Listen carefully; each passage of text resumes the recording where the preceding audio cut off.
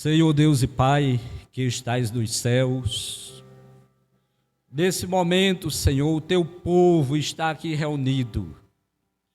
Nesse momento, Senhor, nós estamos clamando ao Senhor. Continue, irmão, clamando ao Senhor.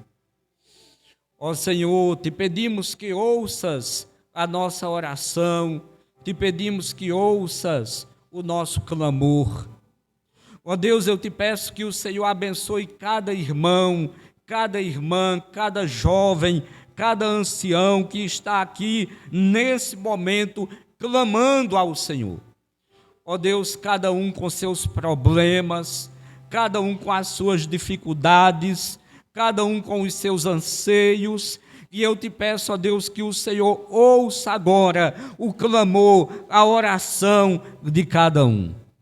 Senhor, eu te peço que o Senhor cure os enfermos.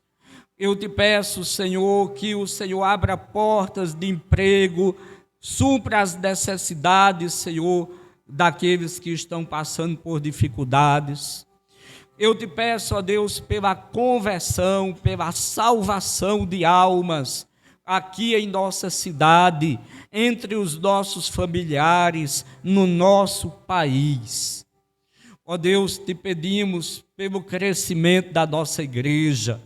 Ó Deus, que o Senhor nos ajude, ó Deus, a sairmos para fora dos portões deste templo, ó Deus, para pregar o Evangelho a toda criatura, como manda a Tua palavra. Que o Senhor nos conceda coragem, que o Senhor nos conceda poder, que o Senhor nos conceda ousadia. Ó Deus, que sejamos Tuas testemunhas, Senhor, em qualquer lugar que estejamos, no trabalho, na escola, na faculdade, no ponto de ônibus, no ônibus, na fila do banco, andando pelas ruas, visitando um vizinho, um parente, um amigo, que o Teu Espírito Santo nos encha, Senhor, e que nós não percamos a oportunidade, ó Deus, de testemunhar de Cristo para essas pessoas que não conhecem a Tua palavra. Te pedimos também, Senhor, que o Senhor envie, Senhor, para a nossa igreja, para os nossos cultos, pessoas que estejam, Senhor, com os seus corações abertos para ouvir a Tua mensagem, e que ouvindo a Tua mensagem, ó Deus, seus corações possam ser tocados, suas mentes e corações convencidos, ó Deus, e que possam Te receber e Te aceitar como único e suficiente Salvador e Senhor. Colocamos diante de Ti, Senhor, aqueles irmãos que não estão aqui hoje pela manhã. O Senhor sabe o motivo e Te pedimos que o Senhor abençoe e fortaleça cada um. Te pedimos também pelo nosso país. Ó Deus, independentemente da conjuntura política, ó Deus, Te pedimos que o Senhor abençoe o nosso país. Que o Brasil, Senhor, de fato conheça a Jesus como seu Salvador. Que o povo brasileiro se renda a Jesus como seu Senhor. Ó Deus, e que as coisas desse país possam mudar. Ó Deus, porque quem muda é o Senhor. Não são os políticos nem as autoridades que têm o poder de mudar. A eles foi dado o poder de governar, de dirigir, e nós oramos pelas autoridades do nosso país, oramos pela conversão de cada um deles. Mas a mudança, Senhor, vem de Ti, e nós Te pedimos que o Senhor realize as mudanças que precisam ser realizadas. Ó Deus, oramos pela Tua igreja, neste país e no mundo inteiro, que haja, Senhor, um avivamento em cada crente, um avivamento para a oração, um avivamento para a leitura da palavra, um avivamento para a evangelização. Ó Deus, que nós não nos envergonhemos do Evangelho, que nós demos testemunho do Senhor em toda e qualquer situação, mesmo diante das perseguições. Ó Deus, Te pedimos pelos pastores, hoje, Senhor, que é comemorado o dia do pastor, que o Senhor abençoe cada servo teu que o Senhor chamou para este ministério de pregação, de ensino, de edificação, de evangelização, de pastoreio, de orientação. Ó Deus, te pedimos pelos missionários que estão nos mais diversos campos urbanos, rurais, transculturais, pregando a tua palavra. Que o Senhor supra os recursos, que o Senhor opere maravilhas. Ó Deus, que o Senhor nos dê uma grande colheita de almas. Ó Deus, abençoe este culto.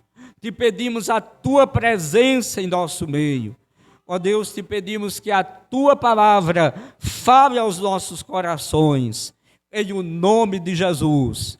Amém. Amém. Abra a sua Bíblia em Mateus, capítulo 29, versículo 19.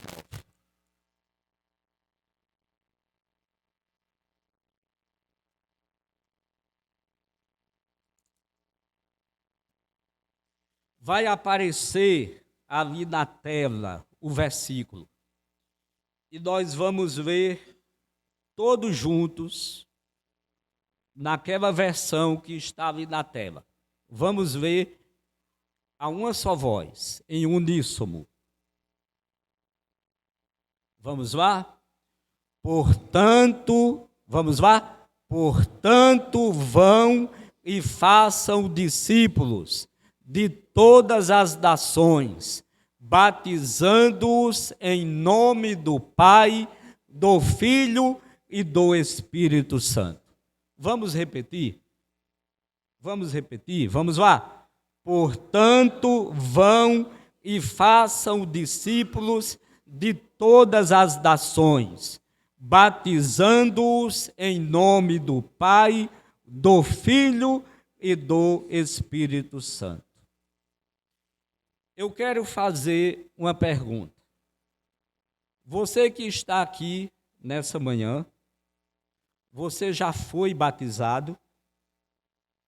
Eu sei que muitos que aqui estão já foram, mas alguns ainda não. A mensagem de hoje vai falar com todos nós, tanto com aqueles que já foram batizados, quanto com aqueles que ainda não. Este versículo que nós lemos, Mateus capítulo 29, versículo 19, ele faz parte da história da ressurreição de Jesus. Vou repetir. Este versículo que nós lemos faz parte da história da ressurreição de Jesus. Jesus, após ressuscitar, ele apareceu a todos os seus discípulos, onde nessa ocasião estavam reunidos cerca de 500 discípulos, de 500 irmãos. Nós encontramos essa informação lá na primeira carta aos Coríntios, no capítulo 15, quando o apóstolo Paulo menciona esse fato, que após ressuscitar, Jesus apareceu a mais de 500 irmãos, discípulos reunidos. Então, esta foi a ocasião. E nesta ocasião, Jesus deu uma ordem. Esta ordem também está repetida lá em Marcos, capítulo 16, versículo 15. A ordem que Jesus deu tem dois aspectos. O primeiro aspecto da ordem é que nós preguemos o Evangelho e façamos discípulos. Ou seja, se você já é um discípulo de Cristo, você tem uma ordem dada por Jesus, que em todo momento, em qualquer situação, e a qualquer pessoa você deve testemunhar do Evangelho em qualquer lugar. Então, guarde bem essa frase que eu vou dizer. Fale por onde for. Fale a toda gente. Fale por onde for. Fale a toda gente. Então, esse é um aspecto da ordem de Jesus. O segundo aspecto da ordem de Jesus é que batizemos os novos discípulos, batizemos os novos crentes. Então, o título da mensagem de hoje é: Jesus deseja que você seja batizado. Jesus deseja que você seja batizado. Se você já foi, glória a Deus por isso, se alegre por isso, dê valor ao momento que você foi batizado. Se você ainda não é, essa mensagem é um desafio para que você tome essa decisão de cumprir essa ordem de Jesus e receber pela fé o batismo, de desejar o batismo, de querer ser batizado. E se você quiser, basta me procurar e dizer: pastor, eu não sou batizado, eu desejo ser batizado, e nós vamos conversar sobre o assunto e com alegria poder batizá-lo.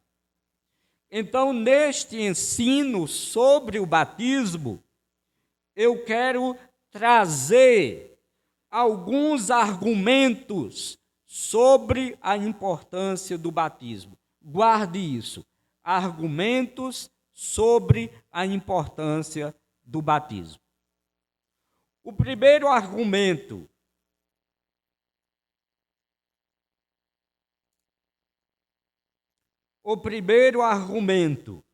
sobre a importância do batismo fala sobre a motivação e o incentivo através dos exemplos. Então, esse é o primeiro argumento sobre a importância do batismo.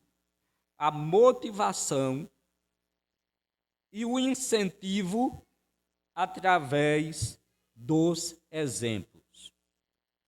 Falando da motivação, como nós já dissemos, a motivação principal para uma pessoa que ainda não é batizada desejar ser batizado é porque o batismo é uma ordem de Jesus.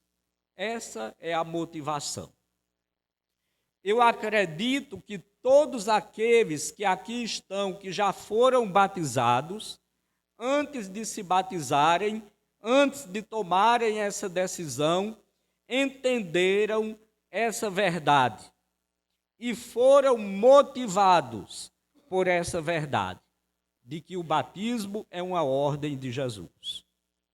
Então, se você é um crente e ainda não foi batizado, a motivação para que você tome essa decisão é que Jesus ordenou que todos os seus discípulos fossem batizados. Agora, o incentivo. Então, nós vamos ver alguns exemplos que podem nos incentivar a tomar essa decisão. O primeiro exemplo é o próprio Jesus. Jesus foi batizado. Está lá em Mateus, capítulo 3, versículos de 13 a 17, onde diz que Jesus veio até João o Batista no Jordão, onde João estava batizando. E Jesus veio para ser batizado por João. E João diz para Jesus: eu que preciso ser batizado por ti, e vens tu a mim? E Jesus diz para João: deixa por agora, porque é necessário que cumpramos toda a justiça. Então, o batismo de Jesus, entre outras coisas, foi um exemplo para nos incentivar a também sermos batizados. E Deus aprovou o batismo de Jesus, porque no texto de Mateus, capítulo 3, versículos 13 a 17, diz que quando Jesus saiu da água,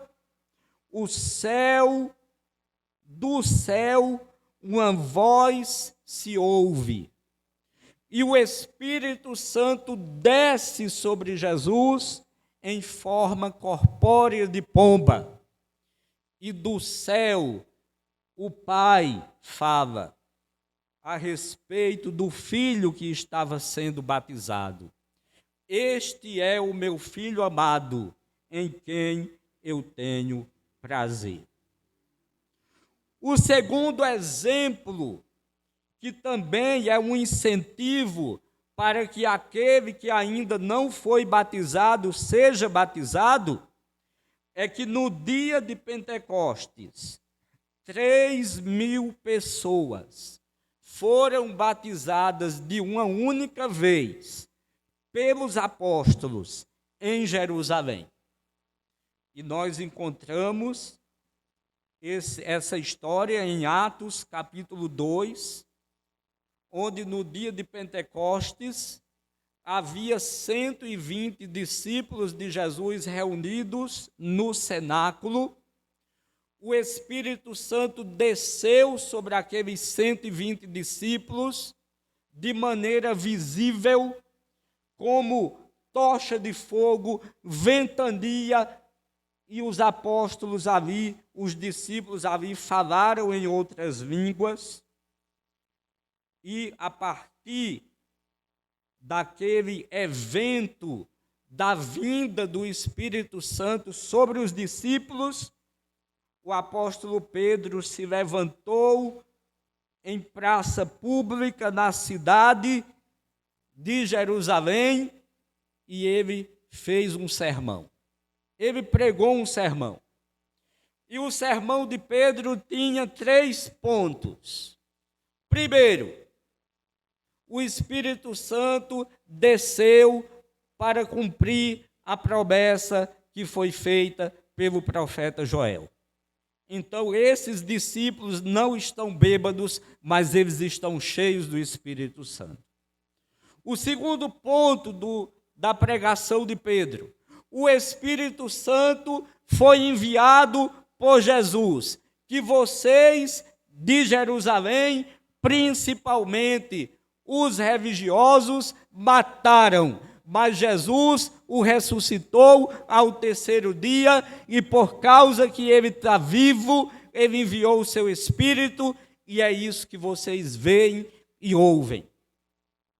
O terceiro ponto da pregação de Pedro: essa promessa de receber o Espírito, que equivale à salvação, é uma promessa que foi feita para nós, para os nossos filhos e para todos aqueles que o Senhor chamar.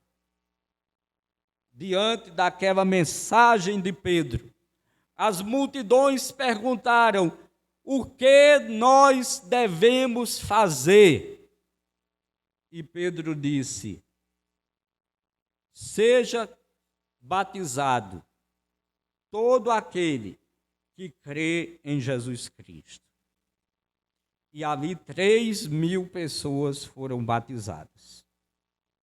O terceiro exemplo, que pode ser um incentivo para que você que ainda não foi batizado tome essa decisão, O terceiro exemplo é o eunuco etíope que foi batizado por Filipe na estrada de Gaza.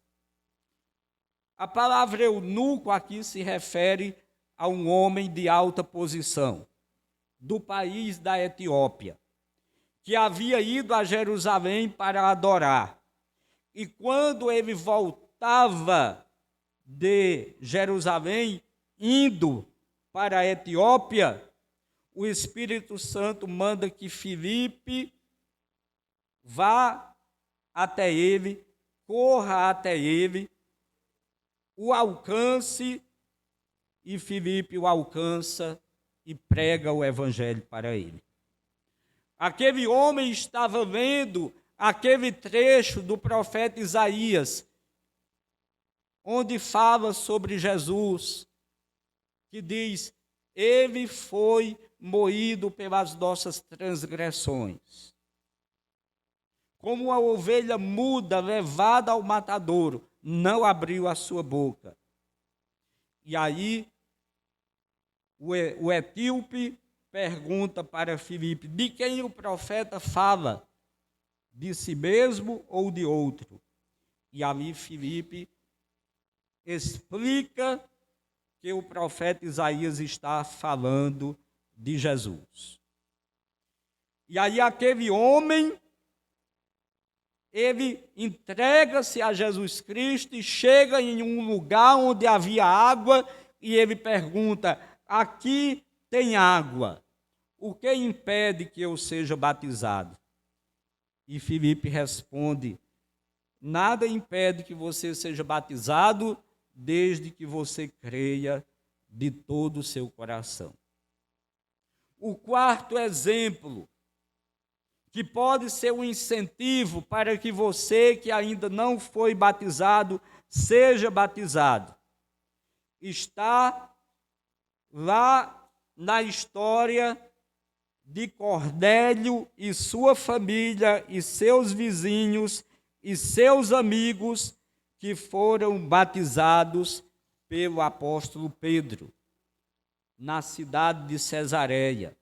Atos dos Apóstolos, capítulo 10, versículo 47 e 48, onde Cornélio, um cidadão e soldado romano, mas que seguia a fé judaica, estava orando e jejuando, e apareceu um anjo para ele e disse: Cornélio, manda chamar Pedro. Ele manda chamar Pedro, e Pedro vem para a casa de Cornélio, e para esperar a visita de Pedro, Cornélio reuniu toda a sua família, os seus amigos e os seus vizinhos. E ali Pedro fala para Cornélio que Jesus Cristo morreu e ressuscitou, e que através da fé em Cristo, todos aqueles que creem podem ser salvos. E ali diz que Cornélio e todos os que estavam em sua casa creram e foram batizados. O quinto exemplo que pode fazer com que você que ainda não é batizado tome essa decisão é o batismo do carcereiro da cidade de Filipos e de sua família, que foram batizados por Paulo e Silas. Está lá em Atos dos Apóstolos, capítulo 16, versículos 30 e 34. Paulo e Silas, pregando na cidade de Filipos, eles foram presos por estar pregando o evangelho. E diz que à meia-noite, presos, amarrados, com correntes no tronco, Paulo e Silas começam a cantar e a orar. E os outros presos ouviam. De repente, Deus envia um terremoto na prisão, as correntes são quebradas, as portas da prisão se abrem, o carcereiro pensou que os presos tinham fugido, puxou a sua espada e ia se matar. Mas Paulo disse: não faça isso, nós estamos aqui. E o carcereiro pergunta: senhores, o que devo fazer para ser salvo? E Paulo responde: crê no Senhor Jesus Cristo, e serás salvo tu e a tua casa. Aquele homem leva Paulo e Silas para a sua casa, dá-lhes um banho, trata de suas feridas. Ele e sua família creem no Senhor Jesus e naquela mesma noite são batizados por Paulo e Silas. Então, o primeiro argumento a respeito da importância do batismo é a motivação através da ordem que Jesus deu e os exemplos de pessoas que logo no início da igreja foram batizados cumprindo essa ordem dada por Jesus. O segundo argumento sobre a importância do batismo é a qualificação do crente para o batismo. Então, para que uma pessoa seja batizada, ela precisa ser qualificada. Em todos esses exemplos que nós citamos agora, cada pessoa que foi batizada se qualificou para o batismo quando creram em Jesus de todo o coração. Então, o que qualifica uma pessoa para ser batizada é a conversão. Então, se você está aqui nesta manhã, ainda não foi batizado e está pensando em ser batizado, saiba que o que qualifica você para ser batizado é se você é convertido. Se você já aceitou Jesus como seu Salvador. Se você tem consciência e se considera um crente no Senhor Jesus. Se você deseja o batismo como uma maneira de reforçar o seu compromisso com Cristo. Então, se você é uma pessoa convertida, você está qualificada ou qualificado para ser batizado. Então, veja que aquelas 3.000 pessoas que foram batizadas pelos apóstolos lá em Jerusalém, foram batizados quando aceitaram a palavra de todo o coração. Aceitar a palavra de todo o coração aqui é sinônimo de ter se convertido. Veja que o eunuco que foi batizado por Filipe, ele foi batizado quando ele confessou: creio que Jesus Cristo é o Filho de Deus. E aí ele foi qualificado para ser batizado. Cornélio e todos os que estavam em sua casa foram batizados quando receberam o Espírito Santo, isto é, quando creram no Senhor Jesus como seu Salvador. O carcereiro de Filipos e a sua família também foram batizados quando creram, atendendo a mensagem de Paulo: crê no Senhor Jesus e serás salvo, tu e tua casa. Então, se você ainda não é um convertido, se você ainda não crê que Jesus Cristo é o Filho de Deus, se você ainda não entregou a sua vida a Ele pela fé, como uma forma de aliança com Cristo, então, para ser batizado, você precisa fazer isso. Você precisa se converter, entregar a sua vida a Cristo como seu único Senhor e Salvador. E como é que eu faço isso? Talvez você esteja perguntando. Primeiro, creia que Jesus é o Filho de Deus, que morreu na cruz e ressuscitou ao terceiro dia, que o sangue que ele derramou e o corpo dele que foi rasgado na cruz foi o pagamento pelos seus pecados. Deposite a sua fé em Jesus e confesse com a sua boca: eu creio que Jesus é o Filho de Deus, eu aceito Jesus como meu Salvador, eu deposito a minha fé em Cristo para ser o meu Salvador, para ser o meu Senhor. Peça perdão a Deus pelos seus pecados em nome de Cristo. Faça uma aliança com Ele pela fé.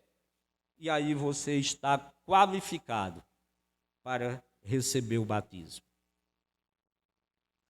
O terceiro argumento sobre a importância do batismo é o símbolo do batismo.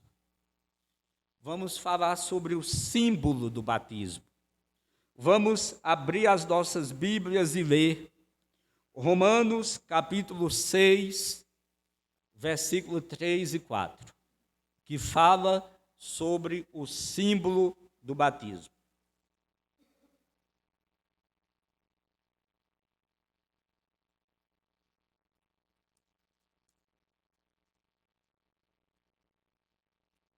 Romanos capítulo 6, versículos 3 e 4.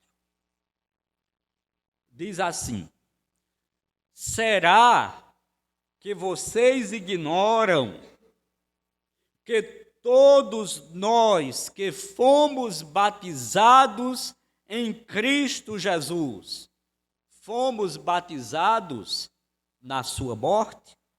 Versículo 4. Fomos sepultados com ele na morte pelo batismo, para que, como Cristo foi ressuscitado dentre os mortos pela glória do Pai, assim também nós andemos em novidade de vida. Então, esses dois versículos falam sobre o símbolo do batismo. Então, em primeiro lugar, o batismo simboliza a morte da vida carnal e a ressurreição para a vida espiritual, ou seja, a nova vida com Cristo. Isso quer dizer, na prática, que quando você é levado às águas, simbolicamente, você está morrendo. Não significa que a sua velha natureza tenha ficado nas águas. Você se levanta ainda com a sua velha natureza. Porém, você se levanta das águas com mais uma natureza, simbolicamente a natureza da nova vida, da ressurreição. Então, simbolicamente, ao ser batizado, você está morrendo para a velha vida, para a vida carnal e ressuscitando para uma nova vida, para a vida espiritual. Em segundo lugar, o batismo é também um testemunho público da transformação que aconteceu na vida do pecador. Então, o terceiro argumento sobre a importância do batismo é o símbolo do batismo. O batismo simboliza morte e ressurreição. Assim como Jesus morreu e ressuscitou, quando o crente se batiza simbolicamente, ele também está morrendo e ressuscitando. morrendo para a vida carnal, para a velha vida, e ressuscitando para a vida espiritual, para uma nova vida. Em quarto lugar, o quarto argumento sobre a importância do batismo é a forma do batismo. Então eu quero que você preste bem atenção o que eu vou falar agora sobre a forma do batismo. Nos tempos modernos, presta atenção, irmãos, nos tempos modernos, ou seja, hoje em dia, existem duas formas usadas para o batismo. Veja que eu estou falando de forma. Existem duas formas usadas para o batismo. Uma dessas formas está correta e, evidentemente, a outra está errada. Talvez você que é um crente já experiente, talvez você esteja pensando assim: o pastor está falando sobre imersão e aspersão. Não, eu não estou falando sobre isso. Eu estou falando sobre a forma unicista do batismo, que diz que se deve batizar em nome de Jesus. E esta forma está errada. E você pode dizer assim: pastor, como é que pode estar errado batizar em nome de Jesus? Por que está errado? É por causa da doutrina que está por trás da forma unicista de batizar. Como é a forma unicista de batizar? A pessoa está sendo batizada e o ministro diz assim para ela: eu te batizo em nome de Jesus. Por que essa forma está errada? Os unicistas alegam que batizam dessa maneira porque lá em Atos, capítulo 2, versículo 38, Pedro disse: cada um seja batizado em nome de Jesus. E em Atos, capítulo 10, 48, Pedro disse a mesma coisa: cada um seja batizado em nome de Jesus. Então Pedro mandou batizar em nome de Jesus, e os unicistas interpretam essa fala de Pedro de maneira errada. Ser batizado em nome de Jesus, na linguagem de Pedro, não significa forma, não significa que na hora do batismo você diz para a pessoa que está sendo batizada: eu te batizo em nome de Jesus. Não é isso. Ser batizado em nome de Jesus significa que Jesus ordenou o batismo. Ou seja, a pessoa é batizada na autoridade de Jesus. E quem batiza está batizando em nome de Jesus, como se fosse o próprio Jesus que estivesse batizando. É isso que significa ser batizado no nome de Jesus. Não é a forma, mas é a autoridade. O pastor batiza na autoridade de Jesus. Então ele batiza em nome de Jesus, no lugar de Jesus, como se fosse Jesus.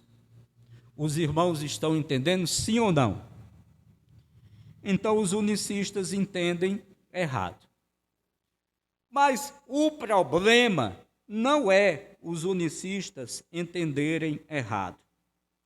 O problema é que eles entendem errado de propósito, porque eles estão apoiados em uma doutrina muito antiga, que inclusive no curso de teologia nós falamos sobre essa doutrina. Se você não se matriculou no curso de teologia, nós já fechamos as matrículas. Mas podemos conversar, né? Para você não ficar de fora. Nós falamos sobre essa doutrina no curso de teologia. Quando nós estávamos estudando os pensadores da teologia, eu pedi para os alunos pesquisarem, cada um aluno pesquisar sobre um pensador da teologia e trazerem para a sala de aula as doutrinas. E aí o irmão Walter ficou encarregado de pesquisar sobre Atanásio de Alexandria. E Atanásio de Alexandria, ele teve um embate com um sacerdote da época dele, lá por volta do ano 300, entre 315 e 325 depois de Cristo. E o embate que Atanásio teve foi com Ário. E Ário defendia uma doutrina que dizia que Deus não é uma trindade, que não existe três pessoas da trindade, que não existe Pai, Filho e Espírito Santo, mas que existe só uma pessoa na trindade. E essa única pessoa, ele no início se revelou como Pai, depois se revelou como Filho e depois se revelou. Aliás, o Espírito Santo nessa doutrina nem é considerado uma pessoa. E quem defende essa doutrina errada, herética, hoje em dia são as Testemunhas de Jeová e esse grupo pseudo-evangélico chamado de unicistas. Então eles dizem assim: não batizamos em nome do Pai, do Filho e do Espírito Santo, porque o Pai, o Filho e o Espírito Santo não existe. É isso que eles dizem, mas está errado. E Atanásio de Alexandria, por outro lado, contrastou a doutrina de Ário e defendeu a posição que a trindade existe sim. Que existe apenas um Deus, mas esse Deus eterno e existente coexiste em três pessoas distintas. O Pai é uma pessoa, o Filho é outra pessoa e o Espírito Santo é outra pessoa. Mas essas três pessoas distintas, o Pai, o Filho e o Espírito Santo, têm a mesma natureza, a mesma eternidade, o mesmo propósito, o mesmo poder, vivem em comunhão, portanto, formam um único Deus. De maneira que o Pai é Deus, o Filho é Deus e o Espírito Santo é Deus, mas não são três deuses, é apenas um Deus. E você diz: pastor, deu um nó na minha cabeça. Bom, esse nó é normal, mas nós não precisamos entender tudo acerca disso. Nós precisamos apenas crer. Então, o que é que isso tem a ver com a segunda forma de batismo? É que a segunda forma de batismo é a forma trinitariana do batismo. Esta forma trinitariana é a forma correta. Então, como é a forma trinitariana? A forma trinitariana é assim: o pastor, o ministro, ao batizar a pessoa, ele diz: eu te batizo em nome do Pai, do Filho e do Espírito Santo. Foi assim que Jesus mandou batizar. No versículo que lemos, Mateus capítulo 29, versículo 19, Jesus disse: batizem em nome do Pai, do Filho e do Espírito Santo. Então essa é a forma trinitária de batizar. E é dessa forma que você vai ser batizado. E é dessa forma que eu pretendo batizar você, que ainda não foi batizado. Em nome do Pai, do Filho e do Espírito Santo. Em quinto e último lugar, o quinto argumento. O quinto argumento sobre a importância do batismo é que o batismo ele traz para o crente a transformação. Ou ele simboliza também a transformação que o Espírito Santo opera na vida do crente. Vamos ver Mateus capítulo 3, versículo 11. Abra aí a sua Bíblia.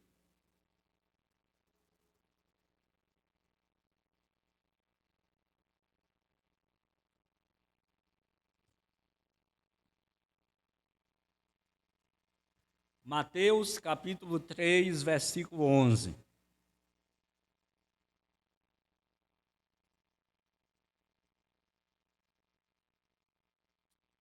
Antes de lermos, eu quero explicar que quem está dizendo essas palavras é João, o Batista. João, o Batista, não foi o primeiro a batizar. O batismo já era praticado antes de João. Mas o batismo antes de João não tinha o mesmo significado do batismo de João. Tá certo? Então João, o Batista, disse essas palavras: Eu batizo vocês com água para o arrependimento. Mas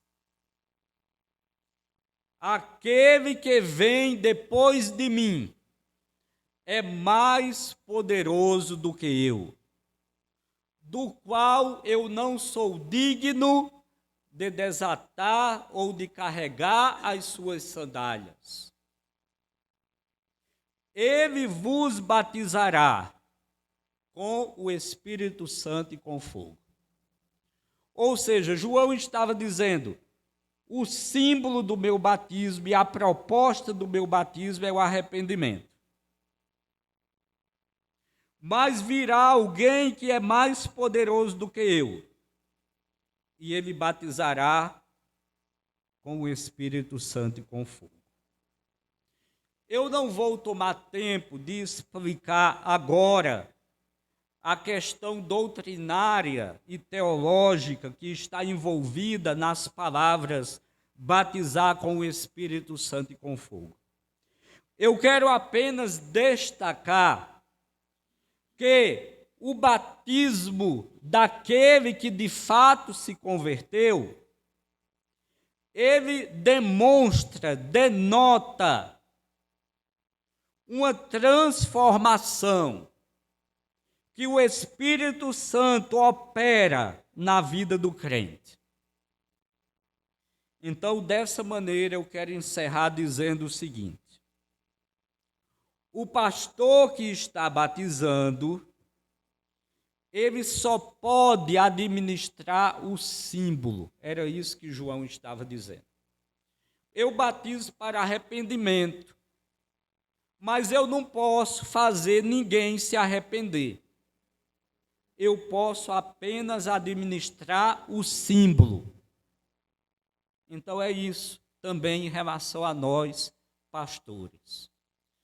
Nós administramos o símbolo do batismo.